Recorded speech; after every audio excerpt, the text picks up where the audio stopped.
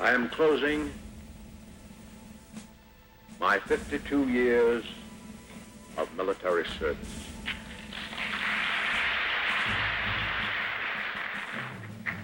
When I joined the Army, even before the turn of the century, it was the fulfillment of all my boyish hopes and dreams. The world has turned over many times since I took the oath on the plain at West Point. Indeed, Douglas MacArthur had seen the world undergo many changes. His military career spanned more than half a century, from the First World War to Vietnam. And during that career, he was often a central and dramatic figure in periods of conflict as well as periods of peace. Young Douglas grew up in a home that was rich with military influence. His father, General Arthur MacArthur, was a colonel in the Civil War, as well as a veteran of the Philippine Campaign and Spanish-American War. When MacArthur was but 13 years old, his father is said to have remarked, "I think there is the material of a soldier in that boy." His observation was to prove more than astute as the boy grew to be a man. At West Point, the young Douglas showed extraordinary brilliance in his studies. In 1899, Cadet MacArthur graduated with the highest marks ever achieved at the Academy. As Douglas was beginning his career in the Army, the campaign in the Philippines was being brought to a successful conclusion under his father's able leadership. The younger MacArthur was eager to visit the battlefields where his father had led his men to victory, so he was more than pleased when his first assignment was to survey various areas of the Philippine Islands. One in particular was the Bataan Peninsula, where many years later his intimate knowledge of the land would play a major role in a desperate and heroic struggle. As the United States entered World War I, American commanders made it clear that they intended to use only regular Army divisions against the Germans, leaving thousands of well-trained, able men in reserve divisions idle. MacArthur, now a major, recognized that not utilizing these men was a terrible waste and vigorously advocated a proposal for a new division comprised of National Guard units. Said he, "It will spread all over the country like a rainbow." Thus, the famous Rainbow Division was born. Like a protective father, MacArthur kept a watchful eye over his creation and worked constantly to see that the division was well trained and well equipped in preparation for the battles it would face in Europe. As the Rainbow Division landed in France and moved forward to the front lines, it quickly became clear that the efforts of Colonel MacArthur, now the division's chief of staff, had not been wasted. It was during this period that MacArthur began to garner notice as a battlefield tactician. He became well known for his brilliant decisions on the battlefield. As the war progressed, he was also to gain a reputation as a man fearless in the face of danger. Before long, he was in command of the Rainbow Division, the youngest American division commander in the war. Twice wounded, twice gassed, by war's end, he had been promoted to brigadier general and decorated with more awards for valor than any American soldier previously. General Blackjack Pershing described him as the greatest frontline general of the war. Returning to West Point, he continued his series of achievements by becoming the youngest man ever to serve as its superintendent. Under his leadership, the Academy's curriculum was modified to include a full college education. He also introduced a program of intramural athletics. But perhaps his most important contribution was as a role model. He was an inspiration to many of the young men who walked through West Point's doors. In 1930, MacArthur was promoted to full general temporarily so that he could serve as Army Chief of Staff. His term in office was spent revitalizing and rebuilding an army that after the war had been pared down to only 60,000 combat soldiers. It was a difficult task in which he found himself swimming against the tide of pacifism that was washing over America. In keeping with his principle of examining military situations firsthand, he toured Europe to observe the forces of other nations. During his travels, he was once more recognized for his outstanding military contribution to the Allied cause, this time by the French. While his stay in France was gratifying, what he discovered while visiting Germany deeply alarmed him. He clearly saw a country preparing for war. Back home, MacArthur beseeched the country and the Congress to realize that the rise of Hitler and the Nazis posed a serious threat to the United States. Recognizing his abilities, President Roosevelt broke precedent by appointing him to a second term as Chief of Staff.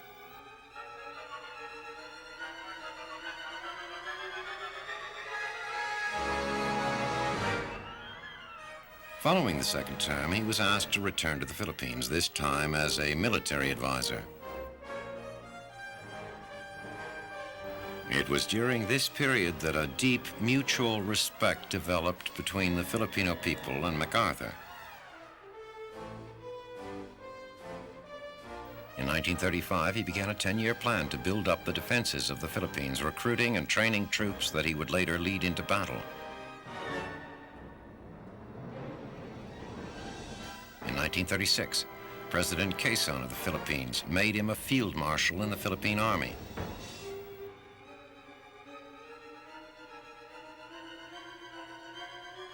In 1937, having served for 34 years, Douglas MacArthur retired from the United States Army at the age of 57.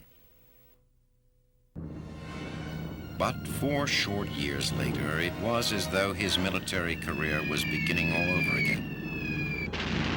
In 1941, with tensions rising between America and Japan, President Roosevelt recalled MacArthur to active service as a lieutenant general. 2 months later, the Japanese attacked Pearl Harbor, and within days, the Philippine Islands. MacArthur's defensive efforts were severely hampered by lack of men and aircraft. Drawing on his understanding of past campaigns, particularly those of his father, and his personal knowledge of the area, MacArthur withdrew his meager forces into the mountains of the Bataan Peninsula. From the rocky fortress of Corregidor, he directed an operation as crucial as any in the war. 6 months of desperate fighting by a lonely army of Filipinos and Americans caused a critical delay in the Japanese timetable.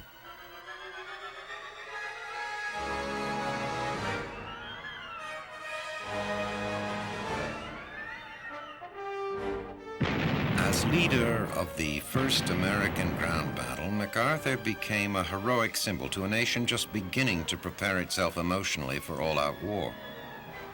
The people found in him what they were beginning to discover in themselves, a spirit of intense pride and determination.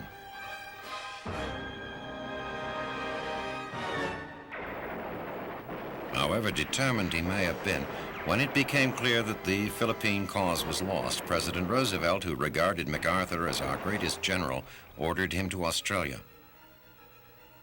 Leaving the Philippines hurt him deeply. As always, MacArthur wished to be with his men, and perhaps even worse, he felt as if he had abandoned the people of the islands. Upon arriving in Australia, he spoke to reporters, but more specifically to the soldiers and citizens he had left behind, telling them in no uncertain terms, "I shall return." MacArthur found the Australian and American commanders in a near panic. Their plan was to shore up their defenses and wait for a Japanese attack. It soon became apparent that the new Southwest Pacific commander had another agenda. Determined to live up to his promise, he shifted his troops to New Guinea, the first step on a direct route back to the Philippines. However direct the route, the journey would be long and difficult. Countless islands occupied with hundreds of thousands of enemy soldiers stood in the way.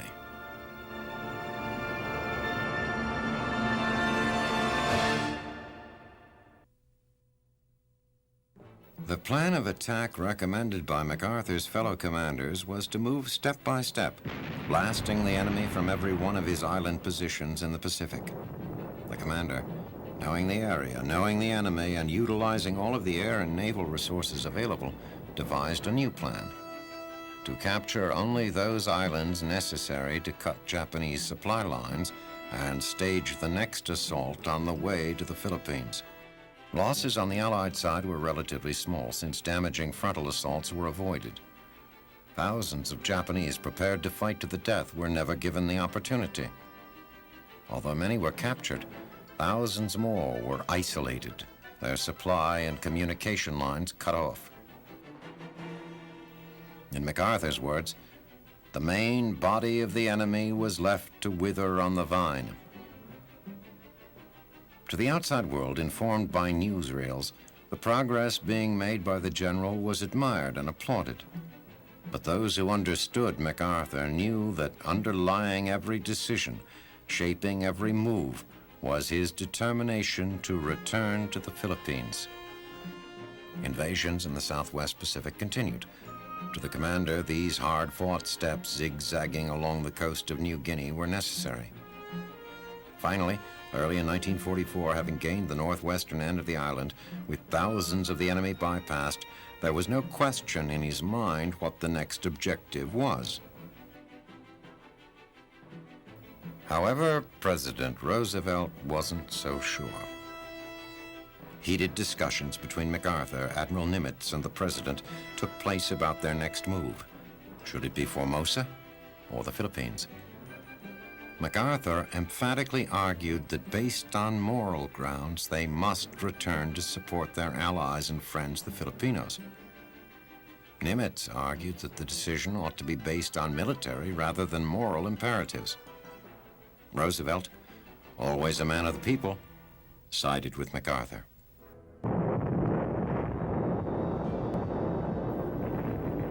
"41 years before, as a newly commissioned lieutenant, MacArthur had visited and surveyed the Philippine Islands. Now, 2 miles off the starboard, his men were going ashore on the island of Leyte. Once again, the enemy was unprepared for the attack. Soon, a seemingly endless flow of LSTs were filling the beaches with men and equipment, the result of a carefully laid and well-executed plan. Directing the attack, MacArthur seemed to be everywhere at once. Every day, at some point, men near the front would spot the familiar faded Field Marshal's cap and corncob pipe. The landings at Leyte and Lingayen Gulf were only the first part of the battle. Now they faced the final and most difficult leg of their journey, the drive to Manila.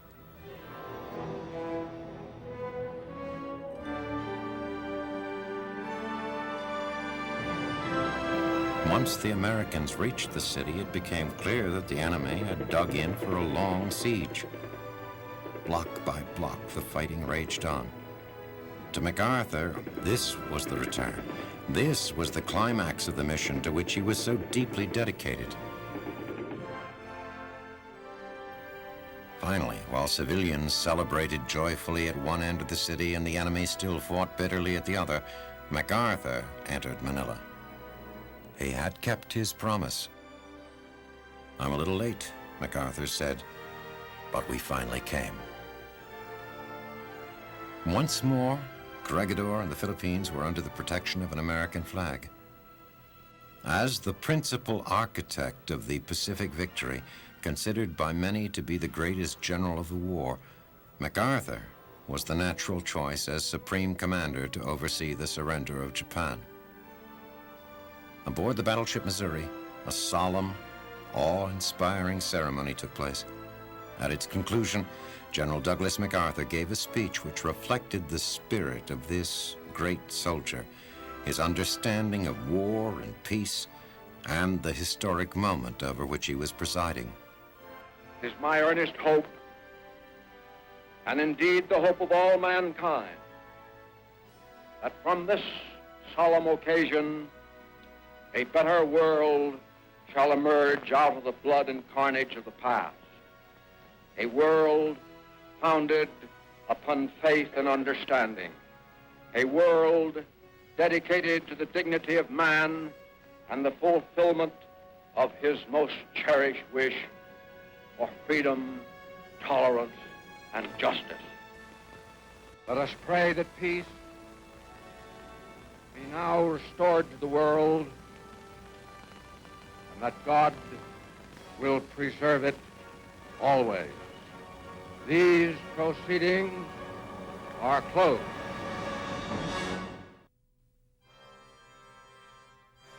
Now began one of the strangest occupations of any land by any conqueror. An idealist with firm convictions on the way democracy should be presented to Eastern people, MacArthur was determined to guide the Japanese through a complete social revolution. While the emperor's deep hold upon the people was retained, almost every other institution became affected by Western democracy, an entirely new concept to the Japanese. In Japan, the social reforms urged by MacArthur proved one of the most successful experiments in history. Then suddenly, just as he was completing his mission in Japan, MacArthur found himself once again being drawn into battle.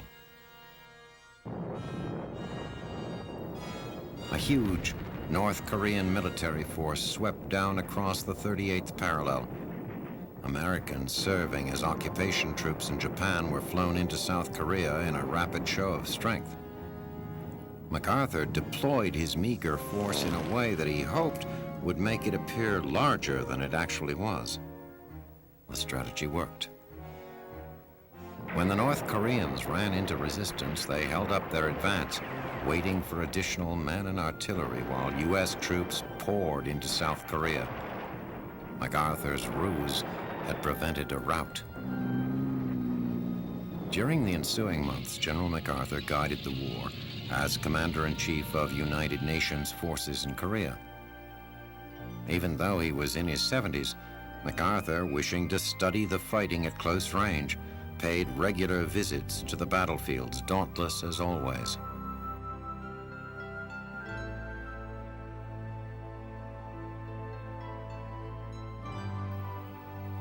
Then came the daring amphibious attack at Incheon.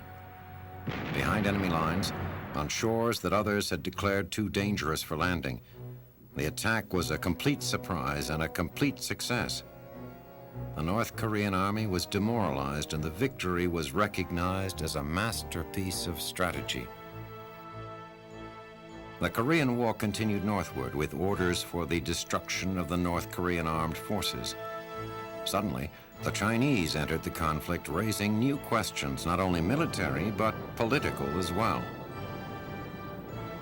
While carrying out what he considered to be his duty as Supreme Commander, the pursuit of victory on the battlefield, General MacArthur came into conflict with those he served. His long and distinguished military career was suddenly brought to a close by an official order from the President, Commander-in-Chief of U.S. military forces. For the first time in 14 years, he was homeward bound.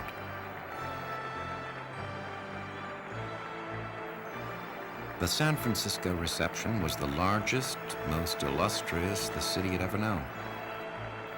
The hero was home from the wars at last, and then General MacArthur stepped down from the great panorama of history in which he had figured so brilliantly with a soldier's words spoken from a soldier's heart. The world has turned over many times since I took the oath on the plain at West Point, and the hopes and dreams have long since vanished. But I still remember the refrain of one of the most popular barrack ballads of that day, which proclaimed most proudly that old soldiers never die.